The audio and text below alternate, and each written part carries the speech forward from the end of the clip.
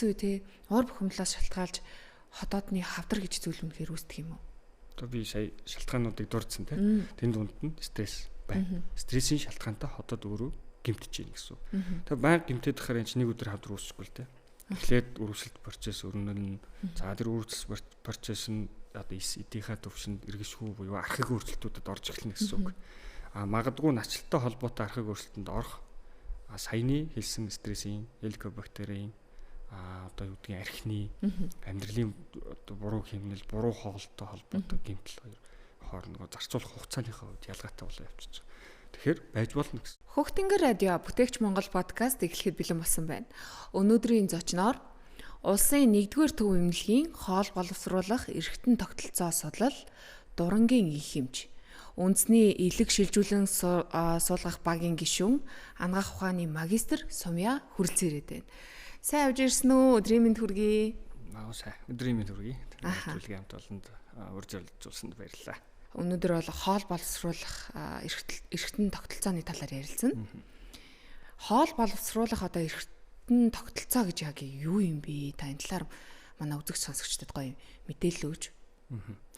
Яг нь ер нь хоол боловсруулах эрхтэн тогтолцоо гэдэг маань одоо хүн шимт хичээлт бодисыг гаднаас хоол ундаар аваад тэрийг хүний бие организм шимэгдүүлээд өөртөө хэрэгтэйцээ одоо эрдэс бодис, уураг, өөхтөс, нүүрс ус бүгдийг шингээгээд эцсийн бүтээгдэхүүн болгоод одоо шулан гэцээр гаргаж байгаа. Тэр хүртэлх процессыг ерөнхийдөө хоол боловсруулах одоо үйл явц гэж.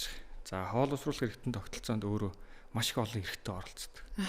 Амны хөндөгөөс ахуулаад шулан гэцээр одоо баас болгоод гарах хүртэл гэсэн үг шүү дээ. Тэгэхээр хүн одоо юу гэдгийг өдөр тодорхой хэмжээний хоол ундыг хэдлэхэд нэгдүгürt аманд ороод одоо шүлстэй холилдоод хүний шүдээр зажлагдаад бутлагдаад улмаар залгидаад улаан хоолоор орно гэсэн. Улаан хоолоо өөрөө нэг эрэхтэй. За улаан хоолооноос ходоод руу орно гэсэн. Ходоод нь өөрөө тусдаа нэг эрэхтэй. Ходоодноос дээд гэц рүү орно гэсэн. Дээд гэц маань өөрөө нэг эрэхтэй. Дахиад нарийн гэц, за тэгээ бүдүүн гэц, шулуун гэц гэд гараа явж байгаа. Энэ бүх процесст оролцож байгаа бүх эрхтэн тогтолцоог хилээд байгаа. За дээд гэцэнд орохоор мөн ялгаагүй хоолнд одоо цэс нойр бүлчрхээ хоёр бас хоол боловсруулалтанд тодорхой үүрэгтэй гэсэн. Үнэхээр бараг 7 8 9 төрлийн эрхтэн оролцож ийш. Одоо бидний амаараа идсэн хоол ундыг тэн дотор байгаа хүний биед хэрэгцээтэй бүх шимт бодисыг одоо бид шингээж энерги хүүсрүүлж одоо явахын процессыг хилээд байгаа гэсэн. Хоол боловсруулах одоо эрхтэн тогтолцоо юунаас шалтгаалаад одоо өвчлөөд байдаг мөн нөлөөлж буй хүчин зүйлсүүд нь юу гэдэг юм бэ? Яг энд бол маш их олон хүчин зүйл байна. Нэгдүгээр хувь хүнээс өөрсдөөс нь шалтгаатай. Мөн нийгмийн дээрээс нь бидний одоо хүнсний хэрэглээтэй холбоотой эдгээр өвчлүүд маань ихэнх хвчлэг үүснэ гэсэн үг. За хувь хүнтэй холбоотой гэхээр мэдээж амьдралын буруу хэм хаяг, буруу зуршил, одоо зөв буруу хооллолт, гаднаас авч байгаа хүнсний бүтээгдэхүүний чинь одоо зохистой хэрэглээнүүд гээд маш олон зүйлүүд шалтгаалдаг. Мөн нийгмийн одоо юу гэдгийг ажил хөдөлмөрийн стресс, одоо хоолтой хоолгүй байдал, одоо өлөн удаа явах энэ төрч гэдэг юм уу те. Энэ бүх процессууд маань өөрөө цогцороо бий болж байна. Тэгээ нэг өдөр үүсчихгүй л дээ. Энэ олон жилийн энэ амьдралын буруу хэмнэлээр амьдарч яаж явж байж энэ аливаа өвчин гэгийг үүсгэнэ гэсэн үг. Эрүүл хооллолт гэж яг юу юм бэ? За тэгээд өглөө босоод бид нэр ямар хоол хүнсийг ер нь идэж хэрэглүүл зүг байт юм бэ? Яг уу эрүүл хооллолт гэдэг дээр одоо юу гэдгийг хүн аливаа хүнсийг тохируулан хэрэглэх хэрэгтэй. Ямар ч одоо зүйлийг ямар нэгэн зүйлийн хэмжээ хэтэрхээрээ тэр өөрөө эмгийг ачааллаас нь давсан хэрэгцээг болохоор л эмгэг болно гэсэн үг шүү дээ. Тэгэхээр хүн махын хэрэглээг одоо юу гэдгийг махыг байнга идлээгээд буруутсан хүн байдаггүй те. Тэрнтэй адилхан зөв зохистой хэмжээнд хэрэглэх ёстой гэдэг маань өөрөө энэ зөв зохистой хооллолт болоо явчихж байгаа. Жишээ нь одоо юу гэдгийг хүнсний бүтээгдэхүүнүүдийн хүний шингэх одоо цаг хугацаанд өөр шүү дээ. Жишээ нь үхрийн мах, хоньны мах энэ төр бол 4-5 цаг хүний одоо хотоодонд боловсроо. Ер нь хоол боловсруулах процесс өөрөө одоо юу гэдгийг амны хөндөгөөс орсноос ахуулаад нэг хүний одоо насжилт, физиологийн байдлаас хамаараад 24-72 цаг болдог гэж үздэг. Баас болоод гарах хүртэлх хугацаа шүү дээ. Тэгэхээр за эхлээд би юу гэдгийг махан хоол идэ, стейк идэ те. Махан хоол идлээхэд ингээд шүдээр маш сайн зажлаад идчих хэвээр. Шүлсэндээ уусгаад. Тэр процесс өөрөө яадаг юм хэр тэр шүлсэн дотор амилаз гэдэг фермент маань бас тодорхой хэмжээгээр ялгаж тэрийг дараагийн хотоодонд одоо шингэн төлөв шилжихэд бас тодорхой хэмжээний үр гүйцэтгэх гэсэн үг. За тэгээ ходоод руу орсон мах ходоодонд орохороо ходоодны хүчил гэдэг зүйл ялгараад ходоодны хүчил ялгаргаад ерөнхийдөө л одоо махыг 4-5 цагийн хугацаа зарцуулж одоо шингэн төлөв шилжүүлээд цаашаа дээд хэсэг рүү шилжүүлнэ гэсэн үг байна шүү дээ. Тэгэхээр хит их хэмжээний мах нэг дор идэх нь өөрөө энэ хугацааг дундаж хугацааг магадгүй автоматар сунгаад байна гэсэн. Сунгаад байхаараа өөрөө ходоод хүчтэй буюу одоо удаан ажиллаад байна гэсэн үг шүү дээ. Одоо хүний организм машины одоо эд анги хоёр ерөнхийдөө их төстэй шүү дээ. Хүний цаанаасаа бурхан бүтээсэн байгалаас бий болгосон нарийн тийм үйл ажиллагааны зохицуулалтаа эрхтнүүд яваад байна шүү дээ. Тэгэнгүүт одоо юу гэдгийг тэр ачаалаас нь давсан юм өгөөд ивэл ямар ч техник технологи одоо юу гэдгийг те ямар ч хүний эрхтэн цуцсан гэмтэн ядарна. Энээсээ болоод өвчлөл үүсэж байна гэсэн. Тэгэхээр хэмжээгийн тохируулга хамгийн чухал юм. Ерөөсөө л зөв амьдралыг хэмнэл гэдэг бол альва юмны хэмжээг тааруулах. Хүн хэрглэж болно, эдэлж хэрглэж болно, ууж идэж болно. Архийг ч гэсэн зөв зохистой хэрэглээ гэдэг шүү дээ. Тэр хэтрэхээрээ эмгэг болоод байгаа учраас энэ процессыг хэлээд байгаа. За тэгээд тэр 4 цаг одоо ходоодонд хугацаагаа зарцуулцаа цаашаа дээд гидс рүү нарийн гидс рүү ороод ирэхээр нарийн гидс бүх шин тэжээлийн бодисуудад тэндээс шүүж авдаг гэсэн үг байхгүй. Хүний биед хэрэгцээтэй уураг, өөх тос, нүүрс судас, витаминууд, эрдэс бодисууд эднэрийг шимж аавна гэсэн. Ус бол цаашаа бүдүүн гидсэн шимэгддэг учраас ерөнхийдөө хүн ийм нэг 6 төрлийн одоо эрдэс бодис зүйлийг өдөр тутамдаа идэж ууж байгаа хүнсний бүтээгдэхүүнээрээ авснаар одоо эрүүл сарвал одоо ажил хөдөлмөр рүү хийгээд явна гэсэн үг байхгүй. Тэгэнгүүт манайхан одоо юу гэдгийг сая ачааллыг нэмэгдүүлээд эмгэг болоод байна. Гэтэл нөгөө талаар ачааллыг бас өгөхгүй их удаагаад байдаг гэсэн. Яг үхээр монголчууд бүр хар багаас 10 жилээс оюутан байхаасаа яадгийн гэхээр би бол бас 10 жилдээ тэмүүлэл хөвтэйсэн. Өглөө босоод нэг балга ус уул уугаал уухгүй шахав гарт авхаал хичээлдээ суугаад өдөр 1-2 хурж юм битдэг те. Тэнгуутаа нэг дор маш их хэмжээгээр ичдэг. Тэгдэг. Тэгээ орой явж байгаа хараад одоо төвжрэл замын төвжрэл энэ юмнаас шалтгаалаад хүмүүс бараг 8-9 цаг хүрч зарим айлууд хоолундаа идчихэв тийм. Тэгэхээр яа гэхээр энэ хоорондын хооллох хоорондын зай чинь холдоод байна гэсэн. Одоо юу гэдгийг хүний ходоод өдөрт 1 литрээс 2 литр хэмжээний хүчил ялгаруулж идэг. Тогтмол. Гэтэл хүний илэг өөрөө 500-аас 1 литр хүртэлх хэмжээний цус ялгаруулж идэг. Энэ процесс чамайг хоол идсэн идээгүй өдөр болгон үргэлжиж л байна. Гарч л байна. Физиологийнхоо зарчмаар ялгарч л байна гэсэн. Тэнгууд удаан хоол идэхгүй 15 6 7 цаг. Одоо үндсэндээ чи орой нэг 6 цагт хоол идчихээд өглөө яваад 12 цаг хүрэхээр бараг 14 5 6 цаг хүн хоос явцсан байдаг байна.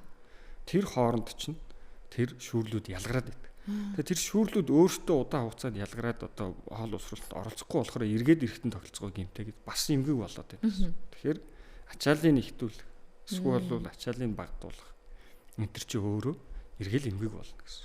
Болгоод байна гэсэн. Тэгэхээр хүн одоо юу гэдгийг өглөө босоод заавал өглөөний цай ууж хэрэгтэй.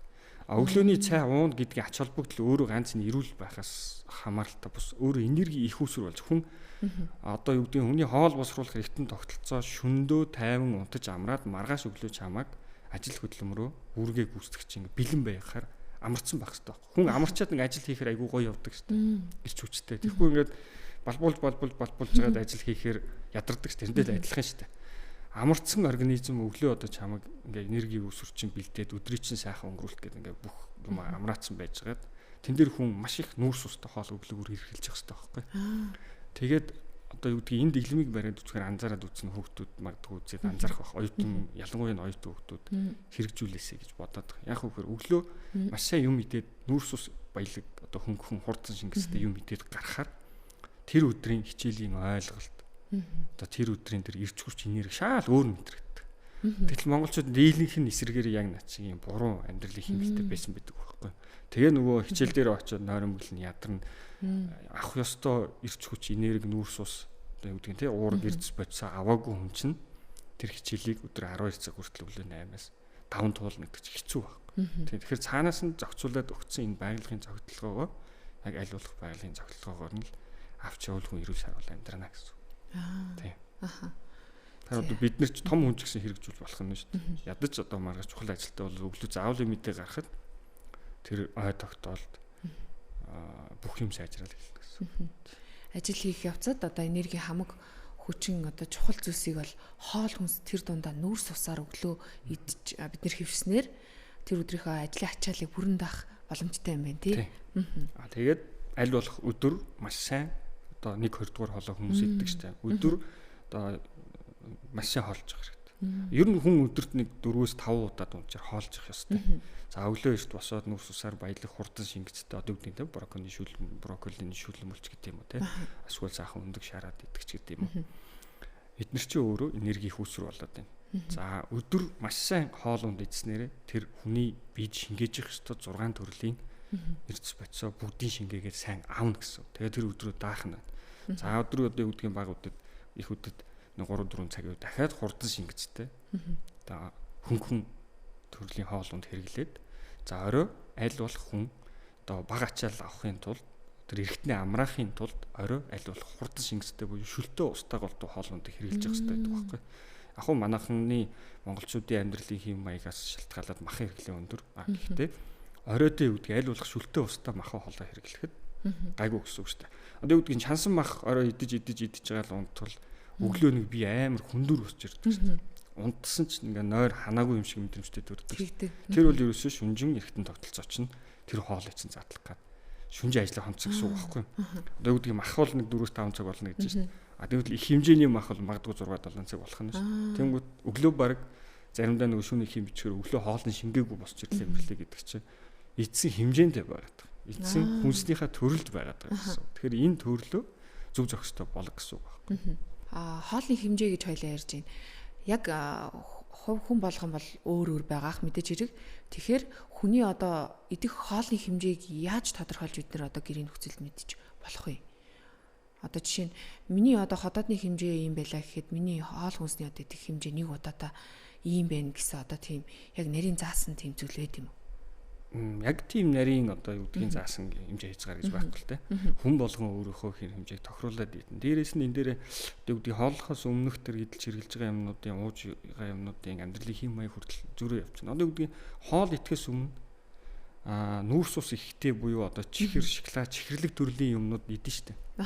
Магадгүй 30-40 минутын дараа автоматар шууд цадсан мэдрэмж төрчдөг байхгүй хүн. Тэгэхээр хүн бага хэмжээтэй идэх эхэлнэ гэсэн. Одоо өдрийн хоол ингээ чи дээр нэг өдний хоолнд орох чи гэж бодъё л дээ найзтайгаа. Гэтэл би гарахаасаа өмнө нэг стикерс ч юм аваад идчихдэг.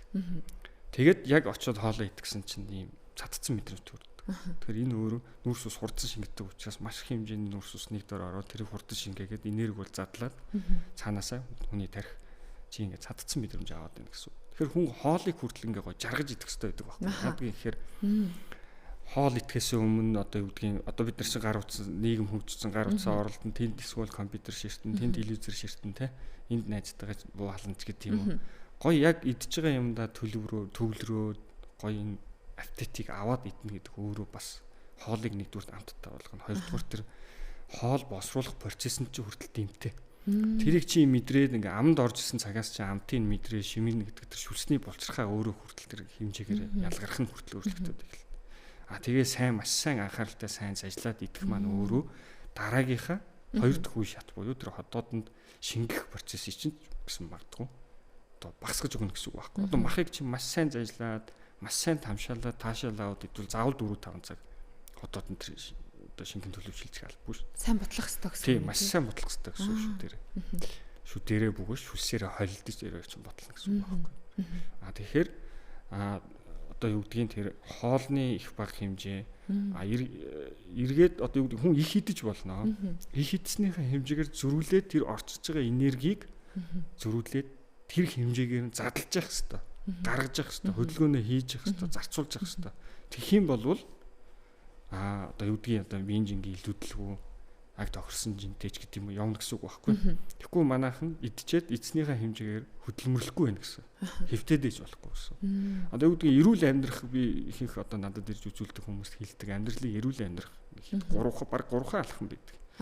Нэг дор хэвтээ юм идчихээ, өлөн бити удаан явжээ, хоол идээд бити шууд хэвтэж бай гэж. Энэ 3 зарчмыг баримтлаад явбал ямар ч хүн эрүүл сайвал байж болно. Тавган дээр одоо хоолны одоо бүх төрлүүд нүүрс ус те эслэг гэл ингээл бүтээгдэхүүнүүд байна, хоол хүнсүүд байна. Гэхдээ хоёрдугаар хоол ялангуяа одоо нэгдүгээр хоол бол мэдээж хэрэгшүүл устай болохоор бид нар нэгдүгээр хоолтой хамт ус уух, цай уух тохиолдол бага байдаг баг. Хоёрдугаар хоолтой бид нар ингээд шингэн зүйл хамт уудаг аа. Ус шингэн зүйл уух нь зөв байд юм уу? Эхлээд идэх процессын хувьд хоолоо идэх хэрэгтэй байд юм уу? Эхлээд усаа уух хэрэгтэй байд юм уу? Яг уу нэг талаараа зөв, нэг талаараа бас одоо юуны тунгийн тааруулна гэж би хэлээд байгаа шүү дээ. Хитрхи хэмжээний одоо альва юм нэг дор энэ жишээ нь хүн өдөрт одоо 2 литр ямарваа нэгэн өвчин хянах гэж байгаа ч юм уу. Зөвхөн эрүүл саруул амьдрий одоо Монгол шиг юм хуурай нөхцөлтэй үед бол хүн өдөрт маш их шингийн юм ууж явах хэрэгтэй. Дан ялангуяа Монгол орн бол за дунджаар өдөрт нэг 2-оос 2.5 3 литр ч юм шингээ ууж явах хэрэгтэй. Гэтэл хүн шууд нэг дор 500 г-аар нь уухаар тэр ус яах вэ шингэн төлөвтэй юм чинь шууд хотоод дээд гисээр яваад би түрүүн усыг бол хөвчлэн бүдүүнгс шимдэг гэсэн шууд бүдүүнгсэндээ очиж шимэгдээл хэрэгцээгүй болоо явчихна гэсэн. Тэгэхээр энэ усыг ч гоё тамшаалаад одоо үгдгийг 1-250 г-ийн усанд хийчээ. Тэрийг нэг балгаал, 2 балгаал байцгаад нэг хэдэн минутын дараа очиж нэг балгаал, 2 балгаад уух. Нэг дор шууд 250 г уух хоёроор насар том ялгаа байна. Бид зөв шингэн гэсэн процесс шингэн гэсэн. Тэгэхээр мэдээж одоо 2 дугаар хоол идж байгаа тохиолдолд шингийн юмыг зайлшгүй тохируулж хэрэглэх ёстой. Учиргүй ингээд уугаад иж болохгүй. Бас хит хүүтэн байж болох. Одоо яадгийн ихэр хүний одоо дулааны хамгийн одоо тэр процессыг бүдүүн гиз зохицуулт гэж үздэг байхгүй хүний бүдүүн гиз дулааныг. Тийм. Тэгэхээр цэв хүүтийн юм ууна гэдэг маань өөрөө тэр дулааны процесс бас тодорхой хэмжээнд нөлөө болох гэдэг нь гэсэн үг. Хоёрдугаарт одоо юу гэдэг өөхтөөс ихтэй хүнсний бүтээгдэхүүний араас тэр хит хүүтийн юм уух маань өөрөө тэр ходоодны яг ард байдаг тэр нойр улчрахаа гэдэг эргэтэн маань өөрөө бидаасан тийм артерийн одоо юу гэдэг бидаасан тийм халууны дулаан байхгүй учраас эргэн тойрон эргэтнүүдийнхаа одоо тэр бүлийн температурт байрлаж амьдрч идэг хэрэгтэй гэсэн. Магадгүй тэр эргэтнээс очирч болно гэсэн. Тийм. Тэгэхээр юу гэдгийг тэр одоо удаан шингэцтэй хүнснүүдийг аль болох өдрийн цагаар хэрэгжилж яхах зүйтэй гэсэн. Миний хувьд бол одоо жишээ нь хүүхд наснасаа ахуулаад ингээл халуун зүйл тэг халуун хоол хүнс идэх одоо ялангуяа шүлтэй хоолыг шүлтэй устаа дээр нь халуун дээр нь идээ гэд одоо бидний ээж имэнэр ингээд бидний өсгөж ингэж хөвссөн байдаг. За тэгээ энэ талаараа ингээд халуун зүйл идээд дасчихсан байдаг. Гэтэл сүүлийн үед халуун зүйл ингэж идэх нь улаан хоолой хавдарч байд юм уу те янз бүрийн эрсдлийг дагуулж байдаг. Тэгэхээр хоолыг ер нь халуунаар нь идэх нь зөв байд юм уу? Яг нь хоолыг бол тодорхой хэмжээнд хит халуунаар нь биш, хит хүүтэн биш. Одоо тэр тохирсон температурт буюу хүүтэн бүлээнд идэх ёстой. За хит халуун иднэ гэдэг маань мэдээж нэгдүгürt одоо амны хөндөгөө гэмтэх зүгээр механик гэмтлээс шалтгаалж байгаа юм л та. Амны хөндөгөө гэмтэхээс ахуулаад цаашаа хит халуун хоол улаан хоолоо руу орохоор улаан хоолоо мэдээж гэмтээ. Мөн хоёр дахьчаар одоо юу гэдгийг тэр олон жилийн амьдралын хэм маягаас шалтгаалсан тэр улаан хоолоо ходоодны сүргүүд өрүүлсч гэдэг юм уу те ямар нэгэн эмгэг байдалтад дээр бидний өдөр тутмын хэрэгэлдэг энэ одоо биологийн бүтээгдэхүүнүүд, нийгмийн бүтээгдэхүүнүүд энэ хор зуршлууд байдаг. Ялангуяа арх дарс тий архины шалт одоо хамааралтай зүйл. Эдгээр чи өөрөө дандаа улаан хоолой одоо гэмтэх хүчин зүйл болоод байна гэсэн. Хоёрдугаарчаар тэр эмгэг буюу улаан хоолой ходоодны сөөргөт өвчин гэдэг маань одоо юу гэдэг яаж илэрдэг юм хэрэг цээж гашуурагч илэрдэг хүмүүс тий. Эслэг ихтэй одоо юу гэдэг тарг марг аарц одоо цэцэргэн энэ төр их хэмжээгээр уугаар цээж орсдог те. Тэр өөрөө ходоодны бахар хоол усруулах замын өвчлөлтөө байгааг илтгэдэг. Тэр ямар процесс болж байна вэ гэхээр ходоодны хүчил ихтэй агуулмж дэше улаан хоолоор сөргөж гараад. Улаан хоолой ходоод хоёр гэдэг чинь өөр эргэтэн байхгүй. Хоёр тусдаа бүтцийнхаа ходоод нь одоо хүчлэг орчин төсвөрлөдөг байх нь шүү. Тэгтэл улаан хоолой хүчлэг орчин төсвөрлж чадахгүй гэсэн. Тэгэхээр ходоодонд байгаа хүчил ихтэй агуулмж дэше сөргөж гараад байгаа. Тэгэхээр цээж орсч мэдэгдэнэ. Цээж орсно. Хөвтгөр ханиалгана. Магадгүй одоо юу гэдэг амар удаан ханиалгаад явцсан хүмүүс их хэрдгэлтэй бид нар тэр уушгины эмчээр, харслын эмчээр, чих амар хоолой эмчээр явж байгаа сүулт нь бид нар дээр ирдэг. Та хоол усруулах эмчд үзүүлээд хотод улаан хоолойгоо дундуулаа шалгалаад үзээч. Тэгэхээр тэр ходоодны хүчил дэшээ сөргөж гараад байгаа нь өөрөө тэр дан ганц эмгэгээс гадна одоо юу гэдгийг бидний биеийн жингээ илүүдэл тэр улаан хоолой ходоод одоо юу гэдэг улаан хоолойноос доош ходоод руу ороход улаан хоолой ходоодыг холбож идэг тийм спинктер болчихсон байдаг байхгүй. Тэр улаан хоолойноос ходоод руу хүнс орсон бол буцааж гарахгүйгээр шууд тас хаацсан байдаг. Тэгтэл тэр нас явах тусам, жил ирэх тусам суларч бол. Мөн одоо хөвлийн таргалтай холбоотойгоор суларч бол. Эмэгтэйчүүдэд олон төрөлттэй холбоотойгоор суларч бол. Тэгээ энэ давхар шалтгаануудаас болоод тэр өвчин эмгээг үүсээд байна гэсэн үг. Тэгэхээр хоол хүнс аливаа зүйлийг тохируулж хэрэглэх нь одоо юу гэдэг нь температурыг тааруулж хэрэглэх нь чухал асуудал тийм. Механикаар гэмтээгээд байна гэсэн үг. Хоол боловсруулах одоо эргэтэн тогтолцоо одоо Монголд одоо зохиолж байгаа ямар эмгэгүүд ирнэ байд юм бэ?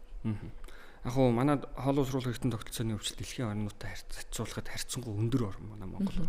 Дан ялангуяа одоо хотоодны хавдар, илгэний хавдраар дэлхийд тэргүүлждэг. Тэгэхээр манад хоол боловсруулах замын шархлаат өвчнүүд саяны 2 дурдсан 2 хавдар дээрэс нь илгэний хатуурал буюу илгэний эмгэгүүд цөснөөр өвчрөх өвчлөл Монголд одоо тэргүүлэх дандаа дотрийн өвчин дотроо тэргүүлэх өвчин донд явж идэг. Тэгэхээр энэ бүгд маань өөрөө бидний өдөр тутмын амьдралын буруу хэмнэл, буруу хэм маяг одоо хайхрамжгүй байдлаас улбатай байгаад байна. За тэгээд бид нар дээр ирж үзүүлдэг хүмүүс яадаг вэ гэхээр одоо юу гэдгийг 50 настай хүн ирээд үзүүлээ. Тэр хүн 50 жилийн одоо амьдрсан тэр амьдралын буруу хэмнэлийг би 5 сарын дотор ч юм уу 5 өдрийн дотор эмчлэхэд хэцүү шүү дээ. Тэр хэмжээний хүчин чармаалт өөртөөс нь зарцуулж ийж аливаа өвчин эмгэгийг одоо бид нар ард нь гардаг гэсэн үг. Ийм ч өвчтөн хоёр нэг нь цул болж ийж тэр өвчнийг эмчлэхээс биш. Энд би нэг 5 юм бичиж өгөөл нөгөөх нь надад итгэл үнэмшил төрөхгүй гарч яваал те. Ингээр тэр ямар ч өвчнийг даван туулахгүй гэсэн үг байхгүй. Тийм. Тэгэхээр эдгээр өвчнүүд маань Монголд дандаа дийлэх шалтгаан болоод байгаа. Энэ бидний өөрсдийн өдөр тутмын амьдралын хэмнэл саяны одоо хоёулангийн ярианд дурдсан тэр олон шалтгаанууд хорт бодис одоо дасгал хөдөлгөөн энэ төр хийдэггүй ч байт юм. Энэ байдлаас үүдэлтэй болж байгаа гэсэн. Өвчлсөн үед ер нь ямар шинж тэмдгүүд илэрд юм бэ хөвчлэн? Яг хуу саяны дурдсан эрхтнүүдээс хамаарал янз янзын өвчлүүд илэрнэ. За жишээ нь хотоодны одоо шарх шалбархаа улаан сүрэг дөрвслийн үед бол цээж гашуурах, гашуумар гуйлгах, аюулгаараа хүчтэй цанхааж өвдөх, магадгүй амнаас эвгүй өнөр үрцэх гэдэг юм уу тийм. Ийм жөөрүүд илрээ яваад идэх гэсэн үг. За манайхаа одоо их ярьд юм да баг хүн болгон хувийн миний хотоод атрофито гэсэн юм. Тэр өөрөө хотоодны хартан гаршилт өөрчлөлт гэсэн үг. Хартан гаршилт өөрчлөлт буюу одоо тэр ер нь одоо хотоодны өвчлөл, хоол боловсруулалт замын өвчлөл үүсгэхэд тэнцвэрт хүчин зүйлийн харьцаа алдагдсанаас ямарваа нэгэн эмгэг болно гэсэн. За одоо юу гэдэг энэ талд нь ингээ хотоодыг хамгаалах хүчин зүйл бай. Нөгөө талд нь хөнөөх хүчин зүйл бай гэж ойлгох. Энэ хоёрын харьцаа алдагдаад ирэхээр эмгэг болно гэсэн. Хүний организм цаанаасаа хамгаалах механизмуудаа өдөр тутамд нь хийсээр байна.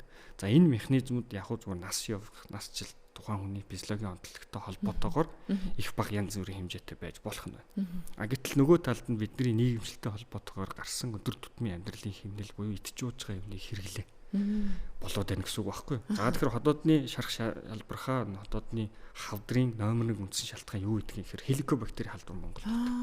Хеликобактери өөрөө монголчуудын нийт халдварын бараг 80-аас дээш хувьд нь монголчуудад тохиолддог ийм өргөн хүрээний халдвар. За энэ нэг дотор юу гэдгийг одоо 1 сарын дотор 2 сарын дотор учиргүй хавдар үүсгэхгүй л дээ. Олон жилийн хугацаа зарцуулж ийж тэр өрсөлдөх процессыг өрнүүлжээ зарцуулна гэсэн. За энэ ер нь бол 90-95% нь хеликобактер. За хоёрдугаар стресс. Одоогийн энэ хоцолтой холбоотой хүн болгон стресстэй байдаг. Тэгээ энэ стресс өөрөө симпатик, парасимпатик мэдрэлээс очросноор тэр хотоодны шүүрэл ялгарлалтанд нөлөөлж хотоодны салстын нөхөн төлжилтөнд нөлөөлснөөр шарх шалбархаа үүсэх эрсдлийг бий болгоод байна гэсэн. Тэгэхээр манайхан юу гэдгийг. За хеликон байна, стресс нь байна, архины хэрэглээ нь байна. Архи өөрөө яадаг юм гэхээр шууд хотоод улаан хоолойг шууд гэмтээ хөлтөлтэй байхгүй. Одоо бид нар дурангийн туршилт, хүн дурандж байгаа дурангийн туршилт хийгээд архиулгаж байгаа туршилтсан туршилтууд хүртэл байдаг шүү дээ. 50 г виски уулгаад яг тэр дорн дуурахад араас нь ороход хотоодны салст ингээд тэр жигтэй улаагаа тавгнаад гэмтлийн процесс өрнөдөг байхгүй. Тэгэхээр тийм процесс болоод байна гэсэн. За нөгөөтэйгүр химийн бодис буюу эмийн зохисгүй хэрэглээ. Манайхаа өвчин хамдаах эмийн зохисгүй хэрэглээтэй. Тэгээ бусад эмнүүдийн ерөн зохисгүй хэрэглээтэй.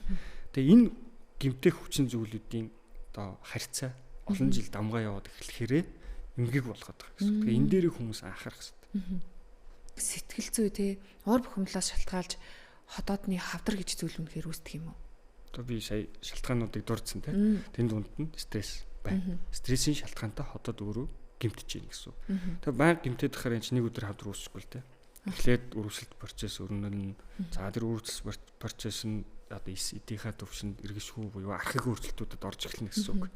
Магадгүй начлалтай холбоотой архаг өөрчлөлтөнд орох саяны хэлсэн стрессийн, хеликобактерийн одоо юу гэдгийг архины амьдралын одоо буруу хэмнэл, буруу хоолтой холбоотой гэмтэл хоёр хоорондоо зарцуулах хугацааныхаа хувьд ялгаатай болоо явчихж байгаа. Тэгэхээр байж болно гэсэн. Стресс өөрөө удаандаа хотоодны шарах үүсгэнэ.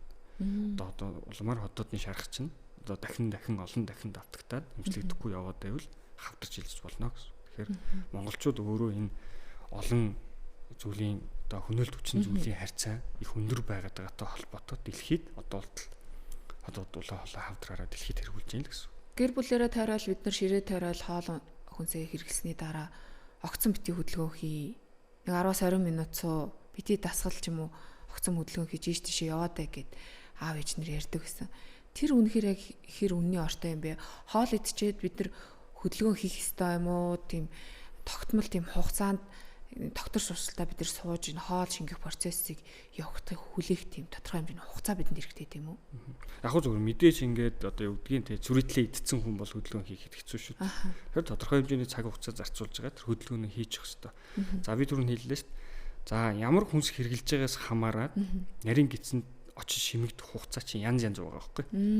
Одоо жишээ нь мах бол 4-5 цаг гэж байна. Сүүн бүтээгдэхүүн жишээ нь 2 цаг ч юм уу те. Гурилан бүтээгдэхүүн бол нэг 60-80 минут ч байдаг юм уу.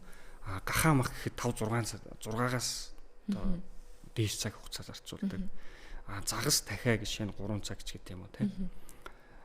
Эдгээр нүүрс устай бүтээгдэхүүн бол тэр дороо урдан шимэгдэх гэдэг юм уу. Инээсээ хамаарат эцснийхаа дараа заавал дасгал хөдөлгөөнийг хийж тэр одоо энерги зарцуулж явах хэрэгтэй байхгүй. Тэгээ энерги зарцуулахгүй бол бас биднэрт биеийн жинхэнэ илүүдэл бусад одоо эмгэггүй тохиолдоод байна гэсэн үг. Одоо шинэ хүн фитнес хийхээс өмнө 30 минутын өмнө заавал юм хийчих хэрэгтэй. За фитнес хийж дуусаад дахиад заавал юм хийчих хэрэгтэй. Тэр зарцуулсан одоо хүн хөлс гарна гэдгсэн тэрүүгээр хүний энерги, уураг, эрдэс бодис, ус одоо түрүүний 6 юм хоолноос авдаг гэлээ ш. Тэр бүгдийг алдж байгаа ш, зарцуулж байгаа ш. Эргээд тэрийгэ заавал нөхчих хэрэгтэй байхгүй.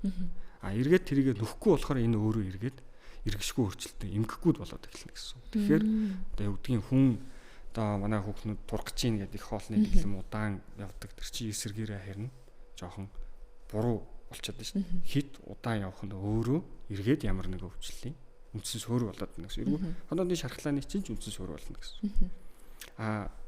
Бусад өвчнүүдийн үед илэрдэг шинж тэмдгүүд нь одоо юу гэдгийг харьцангуй адилгүй. Одоо шинэ цусны эмгэгүүдийн үед илэрдэг хөвлөгээр өвчтөй өвдөгч гэдэг юм уу те. Нойр өвчрөхөө өвчлөлийн үед бас ялгаагүй хөвлөгээр өвчтөй өвдөгч гэдэг юм уу. Тэр өвдөлт бол маш хүчтэй өвдөгч байт юм уу. Илэгний эмгэгийн хувьд бол илэг өөрөө одоо монголчууд ерөөс ярьдаг дүлийн эрхтэн гэж ярьдаг. Дүлийн эрхтэн учраас одоо юу гэдгийг ходоод ингээд өрөвсцэн байна гэхдээ чам дохио өгöd дээ шүү дээ. Хоолны чинь шингэцэн муудаал, аюулгаар чинь цанхаагаал те юм зөөр өгöd. Гэтэл илэг өөр эсрэгээрээ дүлийн эрхтэн учраас төгсгөлийнхөө шатанд буюу маш хүнд үе шатан дээр очичоо зовөр өгч эхэлдэг.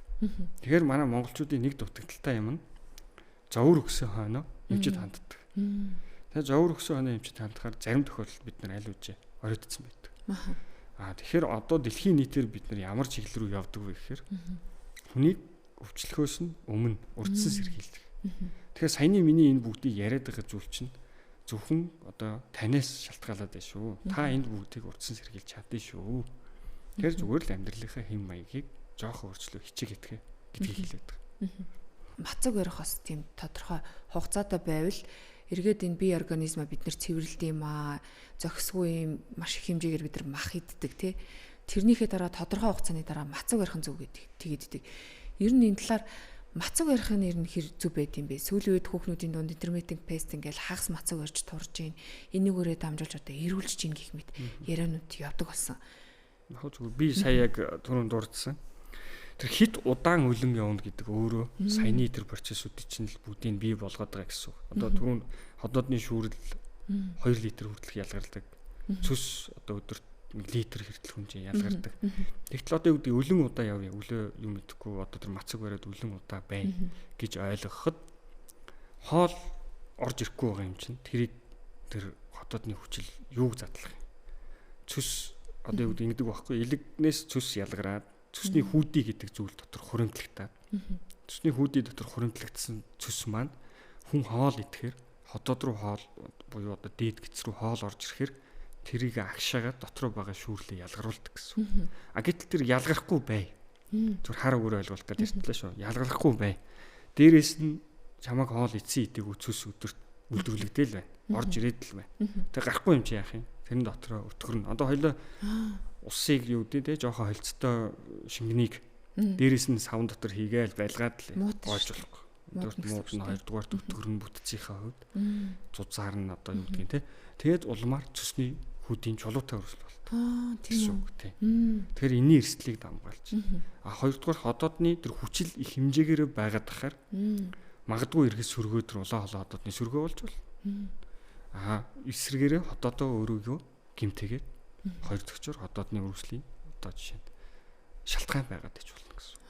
Тэгээ энэ бүх процесс чинь одоо балансын тохируулал гэдэг юм. Тийм. Тэгэхээр одоо үүдгийн хитрхи удаан тэр мацаг барих бас эсрэгээрээ зохимж өгнө бол. Тодорхой хэмжээнд тохируулаад заавал хүнсээ ойргоо. Яг хүн одоо би хэлдэж туурхийнхаа амархан шүү дээ. Идж байгаа хоолныхоо хэмжээг л тохируулах байхгүй. Ийм том аягаар иддэг байсан бол зүгээр жижиг аягаар л идчих. Идчихэд хүн одоо юу гэдгийг 10-20 минут хүлээ. Твчнэ. Тэр хүн цадах гэдэг мэдрэмжийг авах чинь айгүй хурдан байдаг. Үсээ 5 минутын л ажил. Тэгэхээр хүний сэтгэл зүйтэй их холбоотой. Одоо би заавал ийм хоол идчихэж сэтгэл нь ханаад кайф авах гэдэг шүү дээ. Гэтэл зүгээр хэмжээгээл багасгаж л та. Орж байгаа килокалори, орж байгаа тэр одоо юу гэдгийг өөх тос нүүрс усны хэрэгцээ хэр бага вэ? Төдий чинь л хүн одоо тийм байна гэсэн үг шүү дээ. Тэгэхээр хэмжээг нь багасгаж тэгээд сайхан хүлээ. 1-2 минут л болоход хүн цаанаасаа ходоод руу ч ороод физиологийнхоо зарчмаар тархинд чинь энэ хүн хоол идсэн шүү, энэ хүн задцсан шүү гэдэг мэдээллийг өгчдөг байхгүй. Гэтэл манайх нөгөө ходоод нь цадсан, сэтгэлэн цадсан гүгүүд байдаг шүү. Тэр шигэ хэмжээг нь л хэтрүүлээд байгаа гэсэн үг. Ямар ч юмын хэмжээг нь хэтрүүлвэл эсрэгээрээ хор бол. Зүгээр хэмжээг нь багдуулвал бас тодорхой хэмжээнд хор болох гэдэг шүү. Тэгэхээр балансын тааруул тохируул гэсэн. Тэгэхээр манай эмэгтэйчүүд одоо юу гэдгийг хувь хүний онцлог гэж ярьлаа шүү дээ. Би ус уусан ч таргалаад байна гэж тий. Хувь хүний бас тэр онцлог байж болно. Тэгэхээр тэрэндээ зүгээр тохирсон зөв зохистой хүнсээ хэрэглэх гэсэн үг байхгүй. Заавал тэгвэл тэр 4-5 цаг шингэдэг махыг хэрэглэж яах юм. Махтай адилхан уураг, эрдэс бодис тэр шимт хичээлий чи өгдөг хүнсний бүтээгдэхүүн зөндөө байна. Тэгэхээр магадгүй тэр цагаан хоолтон ч юм уу тийм төрлийн хүн байж болно шүү дээ. Тэгэхээр тэгж тохируул гэсэн. Одоо чи дэлхийн дээр байгаа 7 тэрбум хүн 7 тэрбум өөр бие физиологийн одоо хурдтай бүтцтэй байж байгаа шүү дээ. Тэгэхээр тэр одоо процессыг л бодисын солилцооны процессыг л зөв явуул ажиллаж байна. Тэгээ өдөрт шингийн мас явах. Шингийн муун гэдэг маань өөрөө бас нэг эрүүл явахны үндэс гэсэн. Бүсгүйчүүд ингэж яриад байдаг байхгүй юу? Би ийм хоолны хит идэх зуршилтай. Сэтгэл санаа тавгүй үед ингээд яаж идэж байгааг хяналтгүйгээр ингээд хидчихдэг гэдээ ярьдаг. Энэ нь яг энэ хит их хоолны зуршилтай байх зүйл байх энэ үйл явц нь өөрөө сэтгэл зүйн тийм эмгэгийн бас нэг төрөл байж болох уу? Тэрийг би яг мэрэгжлийн одоо юу гэдгийг тэгээ сэтгэл зүйч юм биш болохоор сэтгэл зүйн юм биш болохоор сайн хариулж мэдэхгүй байна. Магадгүй зүгээр байхыг үгүйсэхгүй. Одоо юу гэдгийг сэтгцийн эмгэг хүргэнэ гэдэг асуудал чинь өөрөө сэтгэл зүйн асуудал их нөлөөдөө шүү дээ. Энэ нийгмийн стресс хүртэл нөлөөлнө шүү дээ. Тэгэхээр магадгүй тэр стресс өөрөө эргээд сэтгцийн эмгээг үүсгэж явах нөлөөлөхөд том хүчин зүйл болж байгааг үүсэхгүй. Хонсоо хоол гэж нэг асуудал яригддаг. Монголчуудын хувьд бидний хувьд өглөө босоод хонсоо хоол идэх юм зөв юм уу, буруу юм уу? Яг их сонирхолтой асуулт. Хонсон хоол гэдэг маань тэр хадгалсан нөхцөл, хадгалтынхаа журмаас их хамаарч байгаа. Яг хонсон хоол болгон буруу биш л те. Жишээ нь одоо ийм судалгаанууд байдаг байхгүй юу? Манай анагаахын эрдэмтэд судалж ирсэн.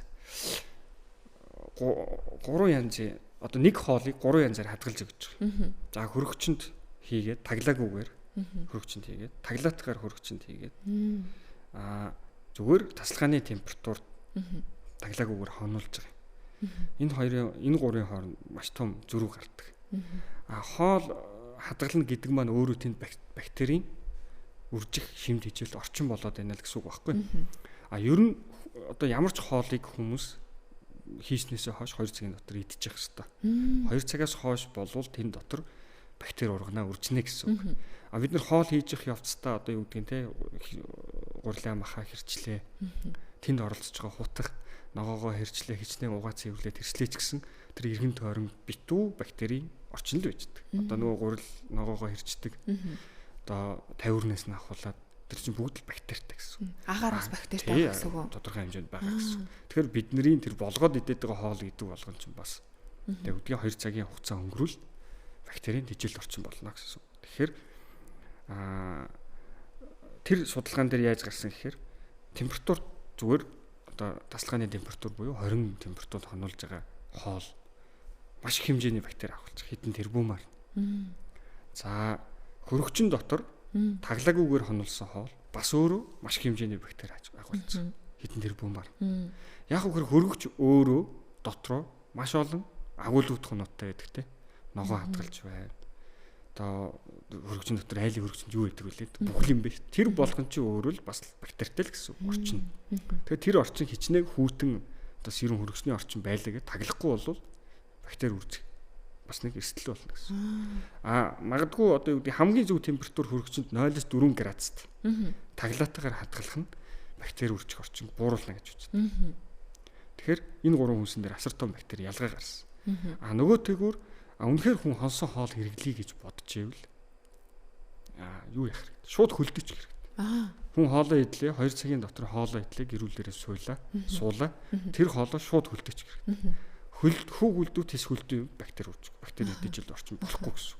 Тийм гутаа тэрийг маргааш нь манайхан өглөө нь хөлдөө чигээр нь ажил руугаа магадгүй авч яваад өдөр одоо юу гэдэг зарим хүмүүс өглөө очиод иддэг, зарим нь өдөр иддэг. Тэгэхээр хөлдөөгээр нь авч яваад яг тэр дорн гисгээгээд хурдтай идэх юм бол тэр хоол аюулгүй хоол гэсэн үг байна.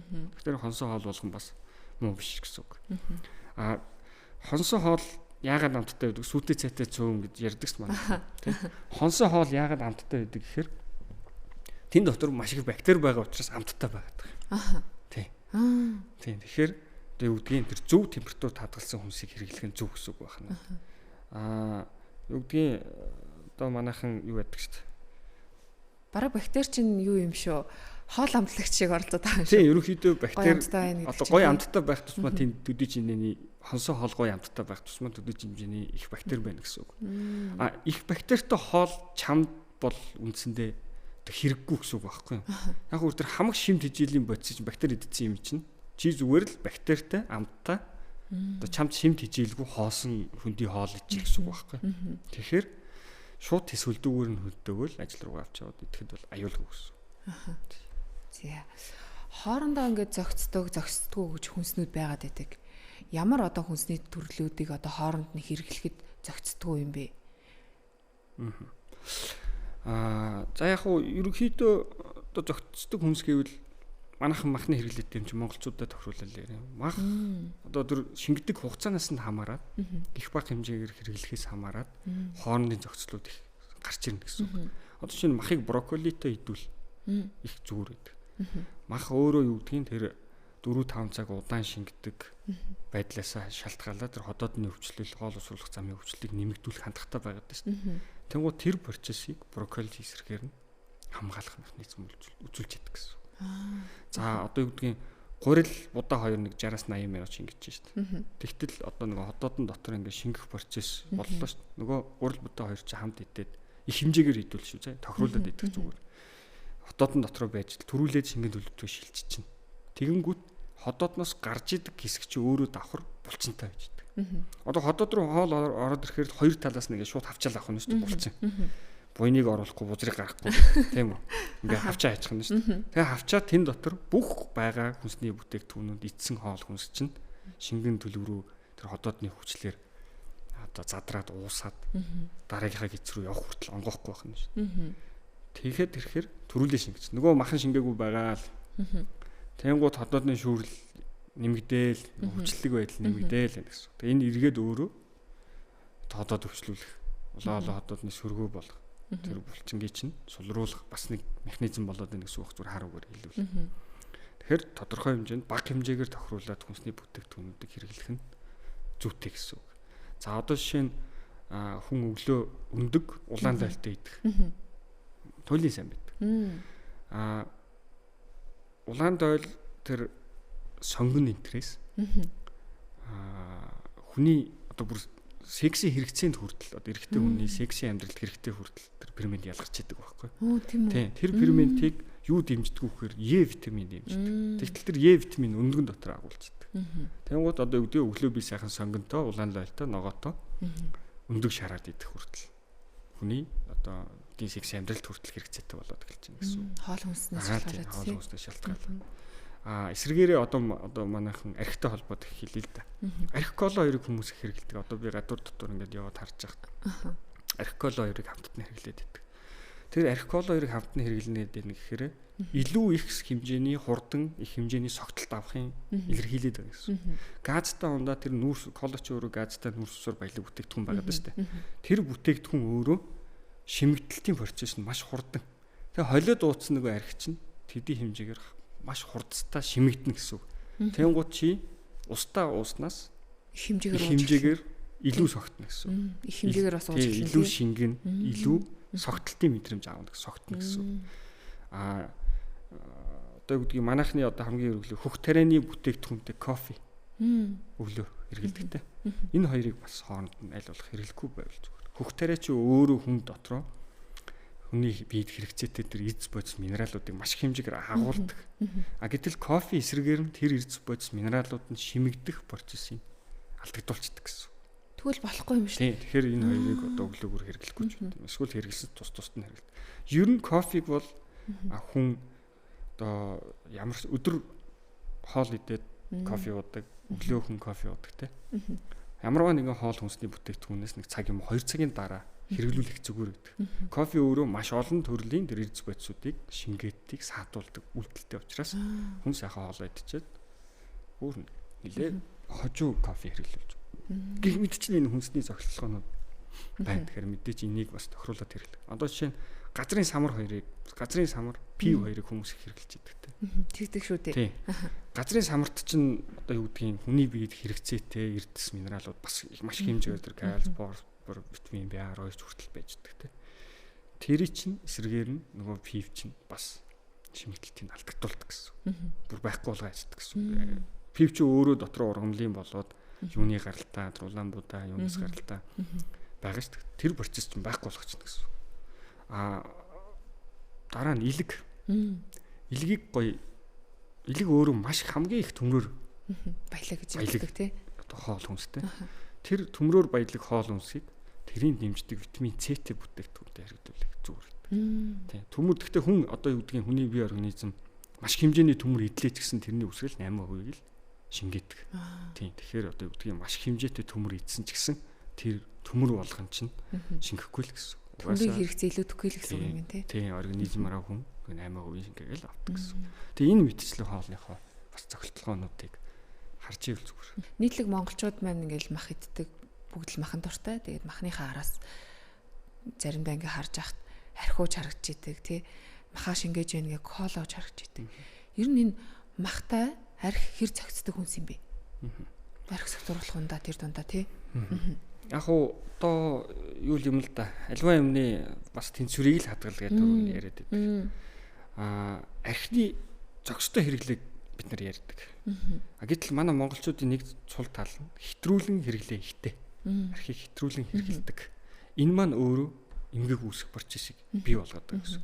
За одоо ингээд монголчуудын уламжлалаар за наадам, цагаан сар, баяр ёслолын дараа маш хэмжээний махан олны араас маш хэмжээний архи уудаг. За ингэхээр бидний хамгийн төвөгтэй өвчин болох цочмог нойр улсрахаан өвчлөлт өрөвсөл гэдэг өвчнөд нэрвэгддэг. Энэ өвчин жил ирэх тусам их залууж чадах. Ядгүй гэхээр архи өөрөө шууд тэр нойр булчирхаан ацинаар гэдэг эсийг гимтэх шууд гимтэх үйлдэлтэй байдаг байхгүй. Тэр нойр булчирхаан эсийг гимтэгээдийнэ гэдэг чинь нойр булчирхаас ялгардаг шүүрэл ялгарлтыг дарангуулад байна гэсэн. Багсгаад архи өөрчлөлтөнд эргэшгүй өөрчлөлтөнд оруулаад байна гэсэн. Энэ ачинаар эс өөрөө бас тархинд байдаг. Тэгэхээр тархины эс сэрэгдэггүй гэдэгтэй. Бусад магадгүй илгэний эс бол дахин төлждөг сэрэгдэг гэсэн. Тэрнтэй адилхан ачинаар эс сэрэхгүй учраас нойр булчирхаа сэрэхгүй гэсэн үг байна. Тэнгууд маш хэмжээний махаа олохоор тэр нойр булчирхаас ялгардаг нэг шүүрлийг нэг дор их ачаал өгөөд байл гэсэн үг байна. Тэр их хэмжээний махаа хоолж ячаал шаардаад байна гэсэн. ажлын давуулаад чамаас одоо үгдгийн хүн нэг 100 мл шүүрэл ялгаруулах чадамжтай байтал их хэмжээний махан хоол идэхээр 200 ч юм уу 300 мл хэмжээний шүүрэл ялгарч ийж тэрийг задлах хэмжээнд хүрэх гээд шүү дээ. Чи нэхэд шүү дээ. Идсэн юм чи организм чи нэхэд идсэн юм чи. Тэгээд тэрийг ингээ нэхэд ачаалаа яа гэж байхад нь дээрээс нь аваачаад архиугаар бүр ачаалуулаад эсийн шууд гимтээч нэ гэсэн. Тэнгүүд нойр улцраханаас одоо юу гэдгийг зүгээр хар үгээр хэлвэл шүү. Иргэдэд ойлгуулах зүйл. Аккумуляторын шингэн шахуу тийм хүчил ялгарч идэг гэсэн. Тэр хүчил шууд нэг дор хэмжээгээр задраад өөрийнхөө эсийг гимтээгээд нойр улцрахаан хүчил дөрвөл буюу эргэжгүй хүчилд нь ороод улмаар одоо жил ирэх тусам баяр ёслолын дараа манай дээр залуу хүмүүс 20-30 настай залуучууд нас барах тохиолдлууд их бит. Тэгэхээр энэ зочмог нойр улцрах өвчнөөс хэрэглэх нь ерөөсөө л архины зөкстөө хэрэглээ. Тэрийг л хэрэглээд хүн архиужуулна хэрэглэж болно. Зөкстөө хэрэглээ гэдэг. Нэгдүгээр, хоёрдугаар архи өөрөө яадаг юм хэрэг цусны бие хүний цуснд шимэгдээд гарах процесс их удаан процесс шүү. Одоо 50 г архиулаа гэхэд тэр 50 г алкохолыг нас ялгарч байгаа этанолыг хүний организм дунджаар нэг за 8-аас 10 цагийн хугацаа зарцуулж цуснаас бүрэн шүүж гаргаад байгаа. Тэнгууд одоо чи 500 мл архиуй. Нэг шүү. За. Тэр процесс яах вэ? Бүрэл уртсах гэсэн үг байхгүй. Тэг магадгүй 72 цаг 48 цагийн дараа биес гадагшлах гэдэг шүү дээ. Тэнгууд хүний амаар одоо орсон болгоныг нэг ёсонд илэг шүүж идэг гэж ойлгох. Тэнгууд архи өөрөө илгийг шууд гэмтэх үйлдэл. Давхар нойр улцрахаа гэмтэх үйлдэл.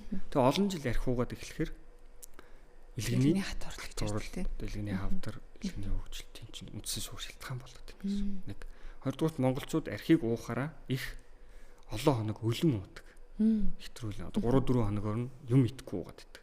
Юм идэхгүй болохоор нөгөө нэг цусны хүүдийн агших процесс баггүй болчихсон. Тэр өөрөөсөө халдварын тэжилт орчин болоод цусны хүүдийг цочмог өрөвсгч гэдэг юм уу тийм эвлэгээр маш хүчтэй өвдөх гэдэг ийм олон эмгэгийг нэг дор бий болгоод байна гэсэн. Тэгэхээр монголчууд маань одоо үгүй альва баяр ёслол хүн ууж идэж болно тааруулна гол нь зөкстэй хэрэглээ. Хэтрүүлэн бит хэрэглээч л гэж. Би хоол идэглэн барьж байгаа. За тэгээд албан байгууллага юм хамт олноороо тий янз бүрийн баяр ёслол ингээ оролцох хэрэг гардаг. Мэдээж алкогольны төрлийн хүнсийг хэрэглэх шаардлага гардаг.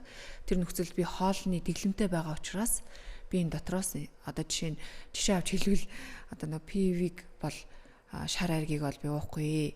Ингээ гидс ингээд цүрий чинь ийм болчин миний гоо сайхан нөлөөлж байна. За нөгөө талаар ингээд ингэж ийсэн. За би согтууруулах хундаанаас вино ой тий. За араас нь магадгүй архиух юм бол хөг шатаадаг би аяг бол турчиж магадгүй учраас архиучий гэд ингээд яриа байдаг. Энэ ер нь хэр ортой юм бэ? Үнэхээр архи согтууруулах одоо тэр дундаа архи үнэхээр өөхийг шатаадаг юм уу? Өөхийг шатахгүй л да. Эсрэгээрээ өөрөө архины хэрэглээ маань өөрөө одоо тэр эцсийн бүтээгдэхүүн бол задрахтаа илгэний өөхчлөлт, хэвлийн өөхчлөлт л болж. Тэр үндсэн өвчнүүдийн чинь шуур болоод байна гэсэн үг байна.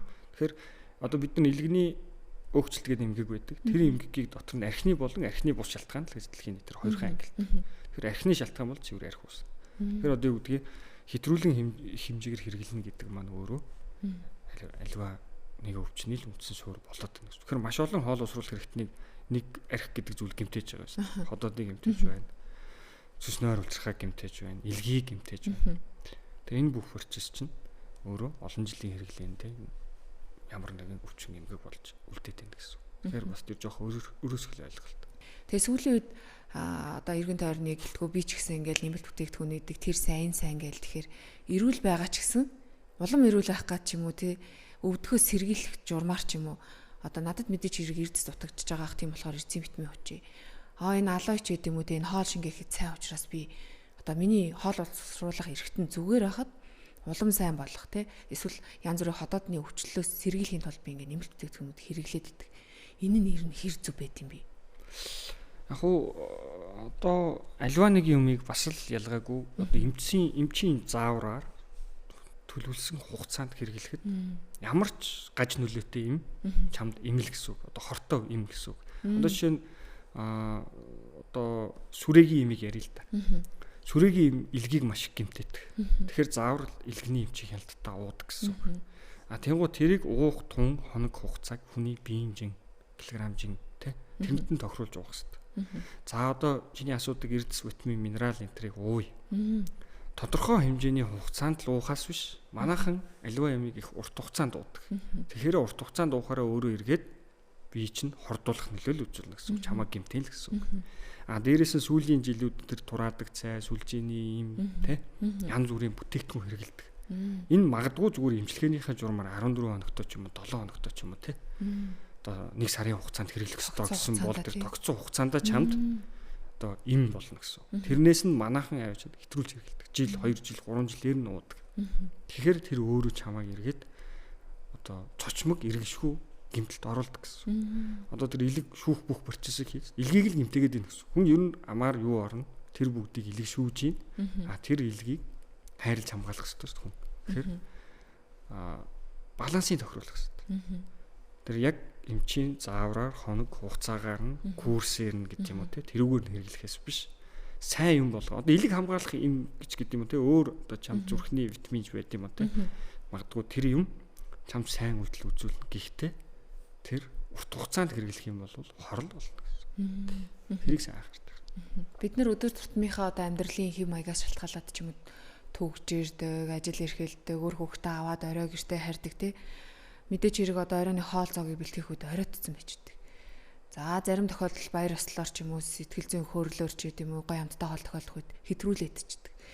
Тэгээд яг ингээд хэтрүүлээд оройн цагаар идсэн тохиолдолд хоолыг одоо ингээд гэрийн нөхцөлд шингээх ямар арга байд юм бэ? Хурдан шингээх талаас нь. Яг тэр одоо хурдан шингээх талаас арга хомсолтой хэцүү шүү дээ. Тэр чинь хүнсний бүтээгдэхүүн болгон өөрийн гэсэн шингэдэг хугацаатай байх нь. Бид дурдсан сүүн бүтээгдэхүүн одоо зарим жишээ нь 2 цаг бол шингэдэг байж болно. Бяслаг жишээ нь 5-6 цаг бол шингэдэг шүү дээ.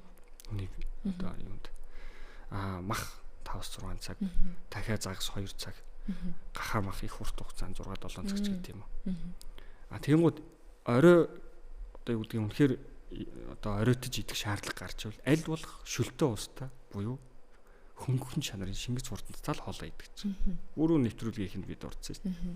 Хэтрүүлэн идэхээр өглөө нэг тийм айгүй ядарсан босч ирдэг. Тэр чинь уг нь шүн хүний бүх организм амраад маргаашийнхаа бэлтгэлд ингээд 100% өөрийгөө зориулах гээд хамгаалцсан байх хэрэгтэй байна. Тэгэхээр яг оройтож хоол иддэг бол үнэхээр одоо шөлтөө уустай хурдан шингэцтэй тийм л хоол идэх гэсэн. Тэрэнд яг махтай шүлтэй хоол байж болно шүү дээ. Тийм махын багахан хэмжээнд хийж болно шүү дээ. Тийм сайн хэрчээд багахан хэмжээнд. Тэгээд идэхтэй гол нь яг түрүүний хэлдэг шиг маш сайн бутлаад зажлаад иднэ гэсэн. Тэгэх юм бол хоол шингэх процесс хурдцтай явагдана. Тэгээд шүн одоо үдгийн 2-3 цагийн хугацаа зарцуулаад амарцсан одоо хоол усруулах хэрэгтэн чи өглөө чамаг за юм идэчээ гэдэг ингээд ухтах байхгүй.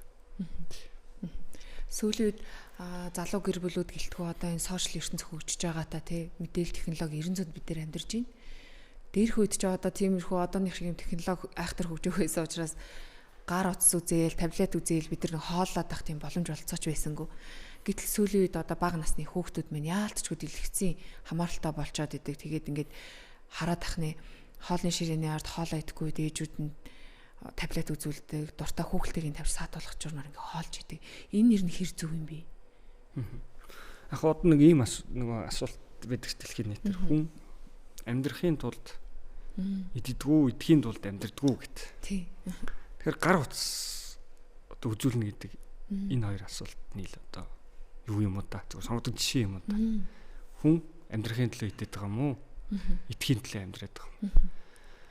Тэг үгдгийн би аливаа хоолыг идэхдээ ингээд гоё өөрийгөө мэдрээ тэр хоолныхаа амтыг мэдрээ таашаалыг аваад тэгэж идвэл одоо чамдч өөр чин тэр сэтгэл зүйт чинь кайфтай шүү дээ. Одоо магадгүй чи стресстэй явжсэн бол нэх гоё хоол идээ тэр кайфыг мэдэрсэн бол тодорхой хэмжээд чиний стрессийн түвшин буу шүү дээ. Гэтэл зүгээр л одоо юу гэдгийг тэр юм үдэж иднэ гэдэг маань тэр бүх таашаал мэдрэмж одоо тэр мэдрэхүү хүн чинь 6 мэдрэхүүг ажиллуулж тэр мэдрэх гэдэг шүү дээ.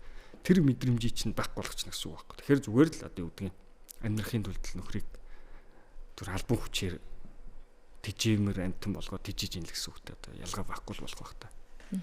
Амны эвгүй өнөр үнэхээр энэ одоо дотоод шүрлийн эрхтнүүдээс бас болж гин үү? Бид нар яг энэ нөхцөлд амнаас эвгүй өнөр гарч байгаа үед хаана хандаж шинжилүүлж үзүүлэх хэрэгтэй юм бэ? Яг хөө амнаас эвгүй өнөр өртнө гэдэг яг олон өвчин хэд хэдэн төрлийн өвчнөөс байж болдог. Нэгдүгээр хотоодны өөрийнх нь бидаасаа өвчнөөс, хоёрдугаарт одоо мэдээж шүд амны хүнд эрүүл ахуйгаас, гуравдугаарт дэлгэний эмгэгтэй холбоотой байж болдог. Тэгэхээр яг одоо тэрийг заавал эмчиж үзүүлж онцлуулах хэрэгтэй.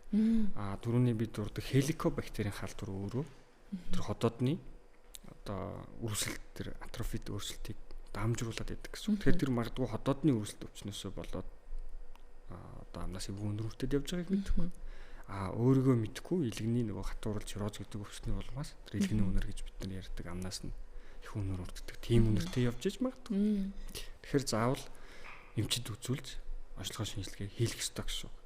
Манай монголчууд нэг дутагдaltaй тал нь аливаа өвчин эмгэгийг туссан хойно дандаа одоо зовөр илэрхээр нь очдог. Ямар ч хүн. Тэгэхээр зовөр илэрхээс нь өмнө биш. Урдсан сэргийлж аливаа өвчнийг хавдар гэдэг өвчнөөс дэлхийн нийтээр айхаа болцсон шүү дээ. Ядгүй гэхээр эрт үед нь мэдээд авал эснэ чи хавдар туссан ч бай эрт үед нь онцлоод эрт үед нь мэдээд авал бүх эмчилгээнийх нь арга тактик 100% эмчлэх боломж нь одоо дэлхийд дээр нээлттэй. Манай Монгол орнч бид нар тэр хийдэг. Тэгэхээр ямарваа нэгэн зовөр үуч гисэн ер нь бол зүгээр хоол усруулах одоо ходоод улаан холоо бүдүүн шулуун гисний хавдрын эрт илрүүлэхт зайлшгүй шаардлагатай юм юу хэрэгтэй гэдэг вэхээр 40-с дээш насны хүн жилдээ нэг удаа заавал дурандуулж ах хэрэгтэй. Ямар ч зөөргүй байсан ч гэсэн. Дэлхий дээр бүр улирал тутамд хүмүүс урдсан сэргийлэх үйлчлэг шинжилгээнд хамрагддаг. Манай Монгол орны нөгөө одоо бидний эдийн засаг санхүү цаг завгүй байдал те энэ бүгдээс хамаарат бид нар төдийлөн одоо юу гэдгийг 6 сар тутам эмчт үзүүлээд их нь хаашаа. Тэгэхээр жилдээ нэг удаа дор хаяж өөр урдсан сэргийлэх үйлчлэг хийлгэж. Яг сая энийг бодлогоор сүүлийн хэдэн жил манай эрүүл мэндийн яамнаас улсаас бодлогоор дэмжиж эрт илрүүлгийг маш их эрчимжүүлсэн л дээ. Энэний хэмжээнд бас яг оновчтой явагдсан ч байна, оновчгүй явагдсан ч зүйлүүд бас их байна. Оновчтой явагдсан зүйлүүд гэвэл бид нар эрт илрүүлгийн хүрээнд маш их хэмжээний одоо илгэний хоол усруулах эрхтний хамтруудыг эрт үед нь оншилж, эмчилж, тусуулж байна гэсэн. Тэгэхээр ерөөсөө эмчид л хандж явах хэрэгтэй. Өвдсөн ч бай, өвдөөгүй ч бай, урдсан сэргийлэх журмаар өөрийгөө бодоод гэрүүлээ бодоод хамрагдаж явах хэрэгтэй гэсэн. Хамгийн ойрын баяр гэвэл одоо шинэ жилийн баяр байна. Мэдээж хэрэг одоо бүсгүйчүүд, эмэгтэйчүүд хоолны дэглэмээ барьдаг те. Тэгээ гой сайхан харагдах хүн болгон л хүсдэг л үүдээ. Тэгээд би ч гэсэн бас тэдгээр эмэгтэйчүүдээ бас нэг төхөө тэрхээ бид нар хоолныхаа дэглэмийг барьдаг. За тэгээд баяр ёслолынхаа яг өдөр болдог. Өдөр болох үед мэдээж хэрэг гоёлынхаа даашинцтай бас гоё харагдмаар агаад идэг. Их хэмжээний хоол хүнс идчихээр ингээ гиц зүрийгээд гоо үзмжийн хувьд онцгүй харагдах гэж байдаг. Тэр тал дээр эмэгтэйчүүд хоорондоо ингэж зүйлдэг байхгүй нэг те. Оливын тос те. Тэрнээс нэг амны халбаараа хоёр халбарыг ингээ дуугаад гарч чаад их юм бол ингээ согтохгүй. Тэгсэн ирнэ одоо нэг гиц гоо үзмжийн хувьд их сайхан харагдах гэдэг байна гэдэг юм яриадаг. Та энэ тал дээр яг үнэн зөвийг манай бүсгүйчдэд хэлээдэг гэж. Одоо яг тэр оливын тос энэ тэр согтууруулахыг бууруулдаг юм уу үгүй мэдэхгүй байна л да. Гэхдээ арх өөрөө шингэн хүнс. Шингэн хүнс шууд нарийн гиссэн шимэгдэнэ.